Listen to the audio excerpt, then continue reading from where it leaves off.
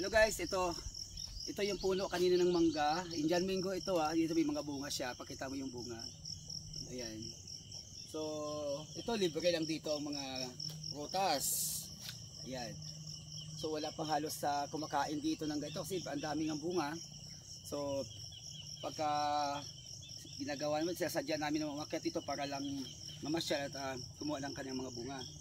So, ang ganda dito kasi itong mangga na to, dumapa siya ng bagyo pero hindi siya totally namatay, kaya ang ganda, may pakinabang siya kasi silungan din siya ng mga nagtatrabaho dito. Ayan. Kaya ang ganda ng dito ng pakiramdam pag andito ka sa puno. Malamig, nakaka-presko. Ayan. Tsaka pwede ka dito mag-relax. Ayan. So nakikita mo naman, ayan, yung paligid na yan. Yan, may mga tanim ng mga butong, yung kawayan.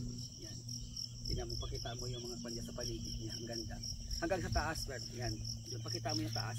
Yan ang kaingin. Yun, may mga mais na silang tanim doon banda doon sa taas. Yan. So ganun ang mga buhay dito.